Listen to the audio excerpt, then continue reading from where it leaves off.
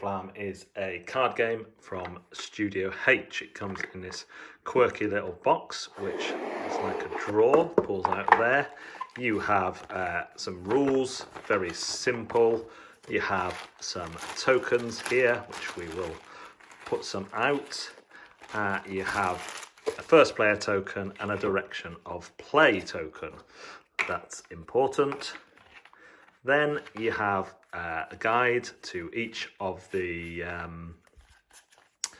roles in the game. So we'll separate out some decks here with the guides and show you what a game might look like.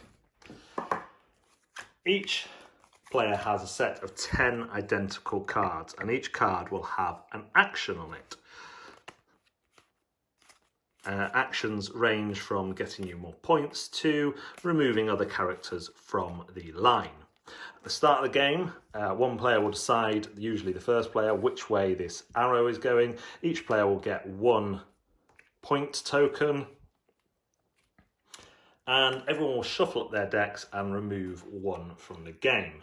Then on your turn, the first part of your turn, you're going to play a card face down to the line. So here, let's say we've played the assassin, eliminate any card in the queue, discard assassin. Then the other players will do the same, but they can play to either side. So let's say that this one goes on this side. Now we know the line is going to resolve this way because that's the way the arrow is pointing. So we'll start with blue player. They turn over their card or take a point from the supply and put it on top. If on another turn they turn over this card, they will get the points on top as well. So you turn over this card and it's the heir. If there is no other card it revealed with the same name, gain 2. So blue player would gain 2 more points. Then green are going to decide not to turn over their card and pop a token on it. And then the black player is going to turn over theirs. They don't like the heir, so they're going to assassinate the heir out of the game. They get a point for killing someone, but then this gets discarded. Whenever a card is discarded, it's left in front of the player who owns that card.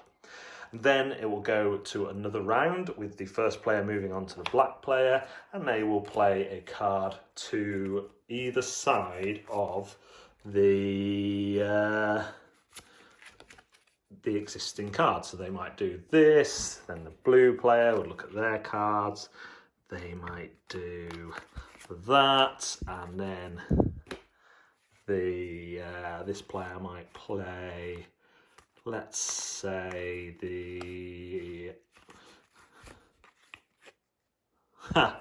must already be there. Let's say they will go there. Okay, so then again we're going this way. Green player decides to turn this one over, eliminate an adjacent card. They eliminate this one before it's even revealed. It does get revealed there, but it was a good move because the spy was going to steal from them. So they get another point.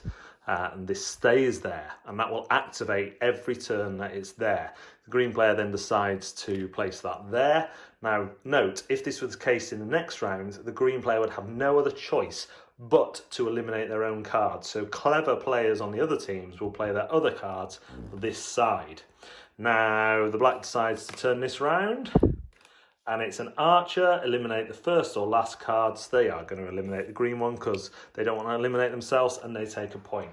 This goes on until each player only has 1 card left in their hand, so through 6 rounds, because remember you discard 1 at the start, and then the points are totted up and the player with the most points wins.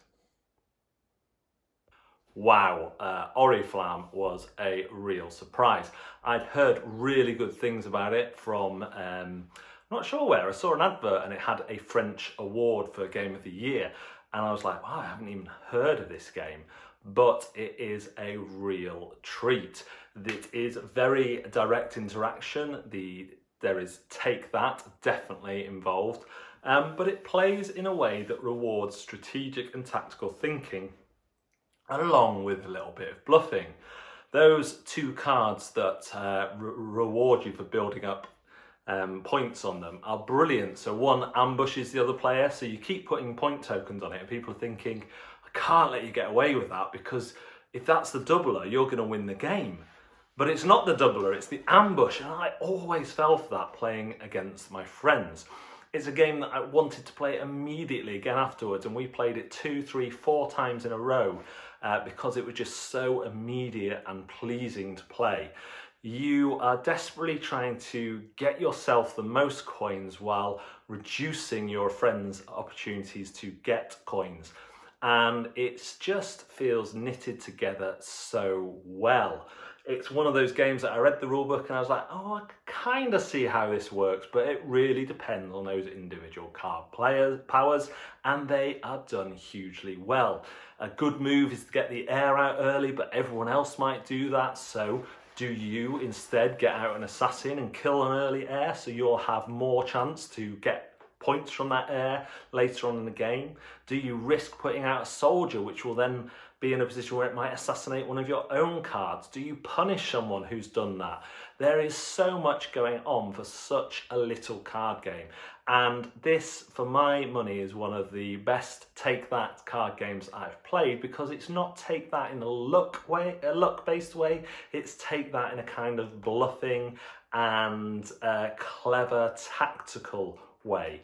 I highly recommend Oriflamme to any groups who like their take that but don't like luck, or groups who just want a bit more interaction. You will sigh when you reveal cards, you will laugh as things happen to you and the other players, and I can see why Oriflamme won an award. The artwork is okay, it's nice enough, but obviously it's repeated because you all have the same 10 cards, but you do have that random factor of losing 3 cards, so you might be a little bit gutted that you haven't got the ambush card, but then you have to play the hand you've got. You get to see all the cards from the start.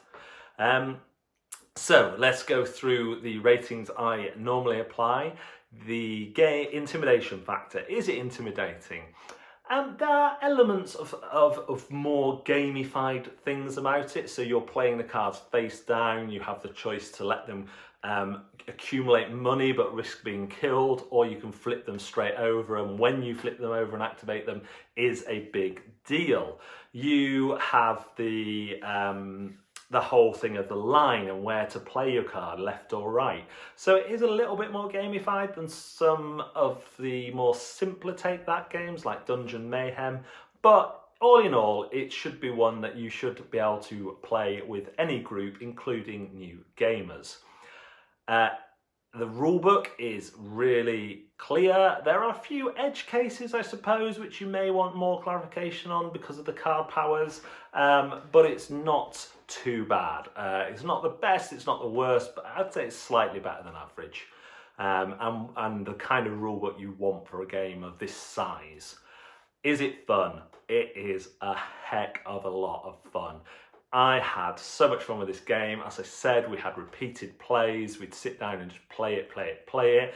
Someone would lose, then they'd want to get their revenge. Other people who started badly learned to get better. They saw the tricks that other people played, and that became its own meta, whereas you would never be sure if one player would always get a card out and start building up points on it, and it was always an ambush until it wasn't. And that kind of meta just builds up and up and up and is a lot of fun.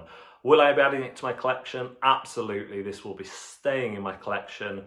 Studio H are a publisher to look out for me. They also published Alubari, which I'm looking forward to trying, but I'm pretty sure will be a solid game. And with this game too, I just feel they've got a really solid base to build from.